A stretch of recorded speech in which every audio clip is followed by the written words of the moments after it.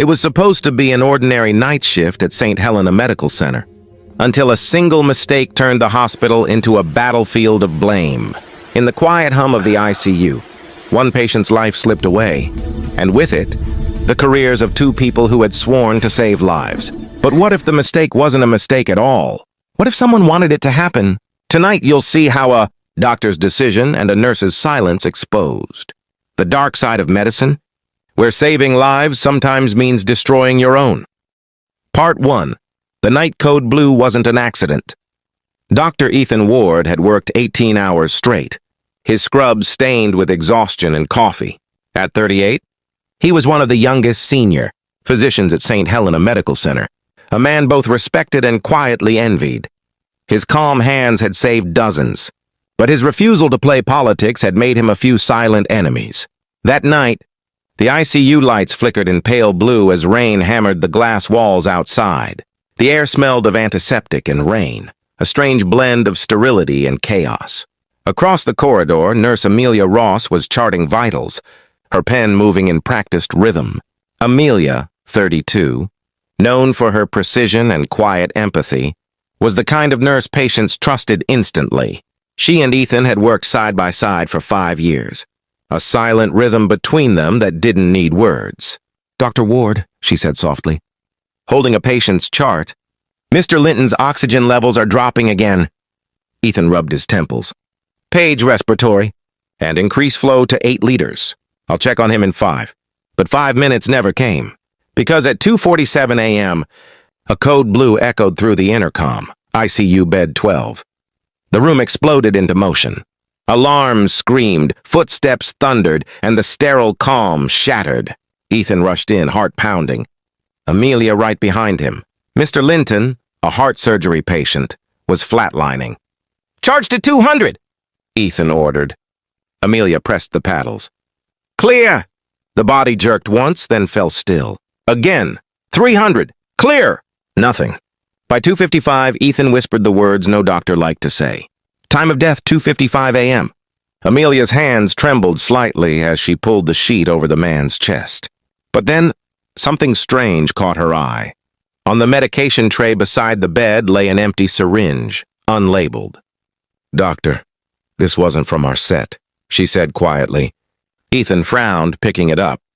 "Who prepped this?" "No one," Amelia whispered. "It's not in the log." Their eyes met, both realizing what that meant. A wrong medication had been administered. But by whom? Before Ethan could speak, the door burst open. Dr. Valerie Crane, the hospital's operations head, walked in, her sharp heels echoing authority. "What the hell happened here?" Ethan took a breath. "Code blue, post-op patient. We lost him. But we found—" Crane cut him off. "Save it. The director's already been notified. His family is a major donor." She turned to Amelia. "You were on medication duty, right?" Amelia froze. "I was, but—" "So it's your responsibility," Crane snapped. "An unlogged syringe killed a donor's family member. Do you have any idea what this means?" Ethan stepped forward. "That's not confirmed. We'll need toxicology." Crane's gaze hardened. "No, doctor. What we need is accountability. And right now, the media doesn't need a story about negligence." The room fell into suffocating silence. Later that morning, security sealed the ICU bay. Rumors spread like infection, whispers of malpractice, of a nurse's fatal error. But Ethan wasn't convinced. Something about the missing label, the timing of the code, the untraceable syringe, it all smelled wrong.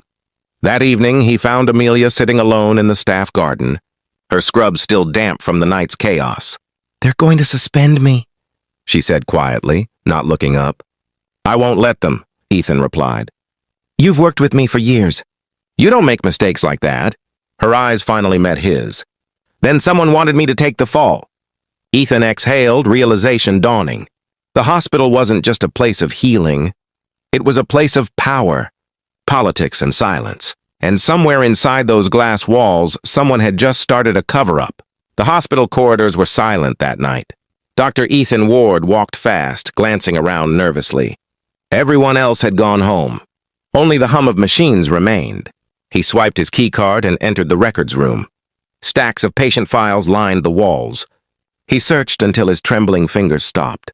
Patient 214, the man who died. Inside the folder, altered charts, missing medicine entries, and a fake doctor's signature. Ethan's eyes narrowed. Someone changed the dosage record. Deliberately, he whispered. Amelia sat by an empty bed, staring at the spot where the patient once lay. Her hands shook as she replayed the moment in her mind. The syringe, the shouting, the blame. A notification popped on her tablet. Security footage retrieved. She opened it. The footage showed Dr. Valerie Crane, the hospital's administrator, entering the ICU minutes before the patient's death and injecting something into the IV. Amelia gasped.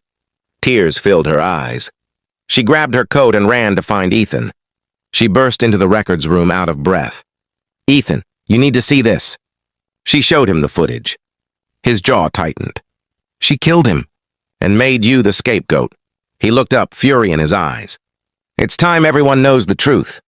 Dr. Valerie Crane was reviewing documents in her office when Ethan stormed in. He slammed the file on her desk. You framed an innocent nurse to save your reputation. Valerie stood slowly, calm but cold. You have no idea how hospitals work.